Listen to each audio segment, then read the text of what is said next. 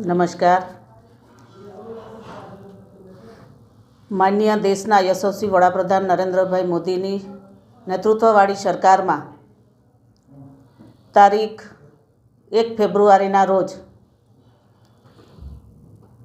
નાણામંત્રી માન્ય નિર્મલા સીતારમણજીએ સંસદમાં વચગાળાનું બજેટ રજૂ કર્યું. આ બજેટમાં વિવિધ પ્રકારની યોજનાઓનું પ્રાધાન્ય આપવામાં આવ્યું છે.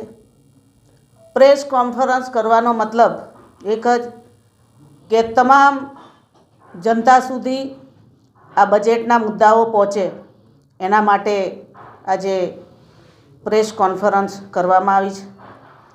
આ વચગાળાના બજેટમાં મોદીજીનું એક વિઝન છે કે ભારત વિકસિત દેશ બને.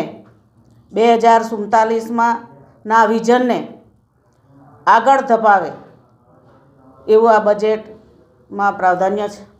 જ્યારે આઝાદીની સદી ઉજવશે ત્યારે કે આવનાર 25 વર્ષમાં મોદી સાહેબના સબકા સાથ સબકા વિકાસના સૂત્ર સાથે ગરીબો, યુવાઓ, ખેડૂતો, મહિલાઓનો આ બજેટમાં સમાવેશ થાય છે. આ બજેટ વિકસિત ભારતના 4 સ્તંભ એવા યુવા, મહિલા, ગરીબ અને ખેડૂતોના ફાયદા માટે છે.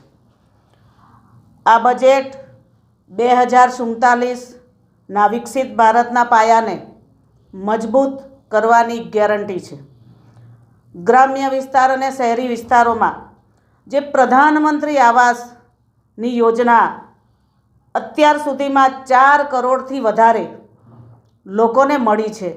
હવે આવનાર વર્ષમાં 2 કરોડ પ્રધાનમંત્રી આવાસની યોજનાનો ગ્રામ્યજનોને, શહેરીજનોને લાભ મળવાનો છે.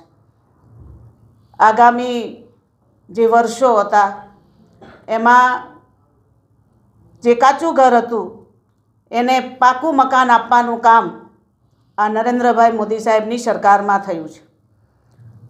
અમારી સરકારમાં મહિલાઓના ઉત્થાન માટે, મહિલા સશક્તિકરણ માટે ખૂબ કામ કરી રહી છે. મહિલાઓને લખપતિ દીદી બનાવવા માટેનું જે 2 કરોડનું લક્ષ્ય હતું એને 3 કરોડ લખપતિ દીદી બનાવવાનું આ બજેટમાં લક્ષ્ય છે. આયુષ્માન કાર્ડ, હું આપને જણાવું કે આયુષ્માન કાર્ડ થકી ગરીબ પરિવારના લોકોને ખૂબ મદદ મળી છે.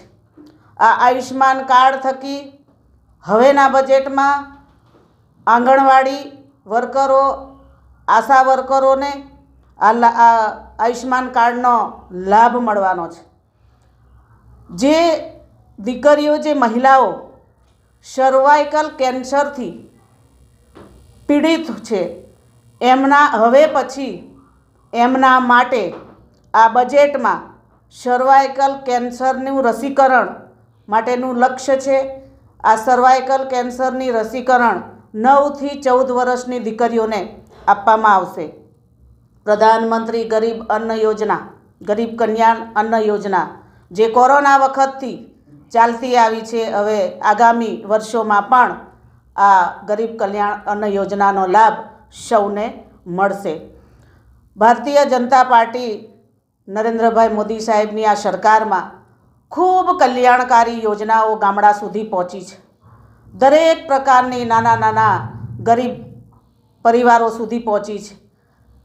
એ પછી આવાસના કામ હોય કે વિકાસમાં રોડ, રસ્તા, પાણીના કામ હોય કે પછી મહિલાઓ સખી મંડળો જે ચાલે છે એના ઉત્થાન માટે, એમના આત્મનિર્ભર માટે આ સરકાર કામ કરી રહી છે.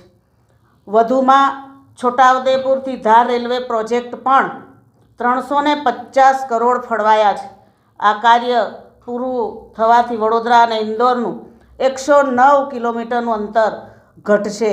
આ રેલવે પણ પૂરા દેશમાં, શહેરોમાં, એ પછી વંદે ભારત ટ્રેન હોય કે આવી ઘણી બધી ટ્રેનો આપણે અમારી ભારતીય જનતા પાર્ટીની સરકારમાં શરૂ થઈ છે. આનો લાભ ઘણા બધા પરિવારોને, લોકોને, યાત્રીઓને મળ્યો છે. આ બજેટ ખૂબ સારું બજેટ છે. આવનારા દિવસોમાં આનો લાભ બધાય પૂરા દેશના નાગરિકોને મળશે. આ બજેટને હું આવકારું છું. ધન્યવાદ.